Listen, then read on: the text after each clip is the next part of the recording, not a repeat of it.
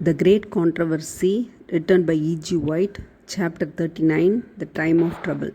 At that time shall Michael stand up, the great prince which standeth for the children of thy people, and there shall be a time of trouble, such as never was since there was a nation, even to that same time. And at that time thy people shall be delivered, every one that shall be found written in the book. Daniel 12:1. When the third angel message closes, mercy no longer pleads for the guilty inhabitants of the earth. The people of God have accomplished their work. They have received the latter rain, the refreshing from the presence of the Lord, and they are prepared for the trying hour before them. Angels are hastening to and fro in heaven. An angel returning from the earth announces that his work is done. The final test has been brought upon the world, and all who have proved themselves loyal to the divine precepts have received the seal of the living God. Then Jesus ceases his intercession in the sanctuary above. He lifts his hands and with a loud voice says, "It is done." And all the angelistic host lay off their crowns as he makes the solemn announcement, "He that is unjust, let him be unjust still, and he which is filthy, let him be filthy still, and he that is righteous, let him be righteous still, and he that is holy, let him be holy still." Revelation 22:11.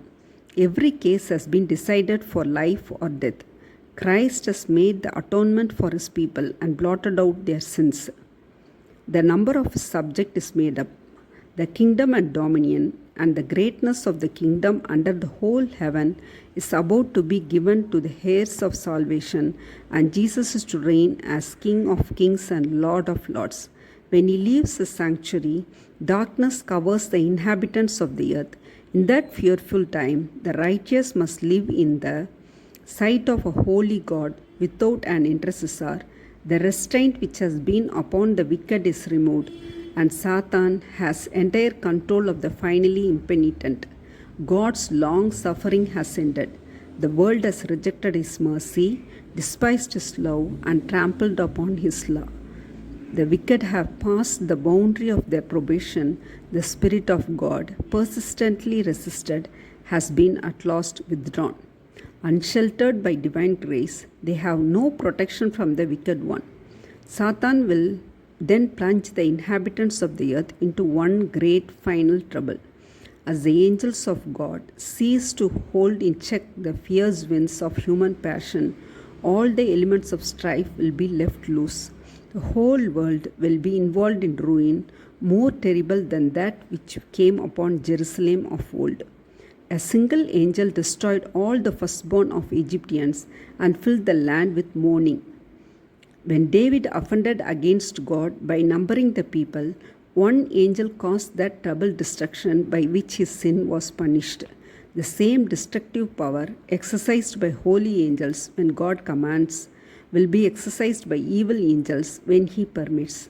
There are forces now ready and only waiting the divine permission to spread desolation everywhere.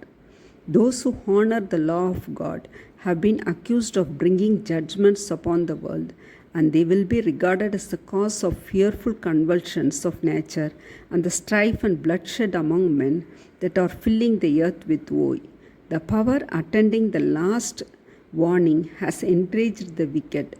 Their anger is kindled against all who have received the message, and Satan will excite to still greater intensity the spirit of hatred and persecution.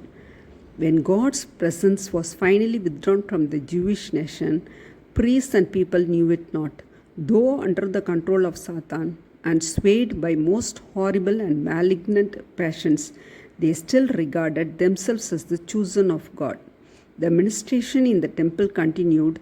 Sacrifices were offered upon its polluted altars, and daily the divine blessing was invoked upon a people guilty of blood of God's dear Son and seeking to slay his ministers and apostles. So, when the irrevocable decision of the sanctuary has been pronounced and the destiny of the world has been forever fixed, the inhabitants of the earth will know it not.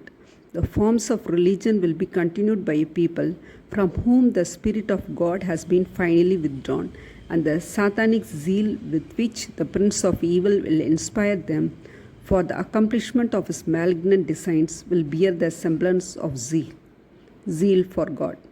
As the Sabbath has become the special point of controversy throughout Christendom, and religious and secular authorities have combined to enforce the observance of the Sunday, the persistent refusal of a small minority to yield to the popular demand will make them objects of universal execration. It will be urged that a few who stand in opposition to an institution of the Church and the law of the state ought not to be tolerated, that it is better for them to suffer than for the whole nation to be thrown into confusion and lawlessness. The same argument many centuries ago was brought against Christ by the rulers of the people. It is expedient for us, said the wily Caiaphas, that one man should die for the people and that the whole nation perish not. John 11:50. This argument will appear conclusive, and a decree will finally be issued against those who follow the Sabbath of the fourth commandment, denouncing them as deserving of the severest punishment and giving the people liberty after a certain time to put them to death.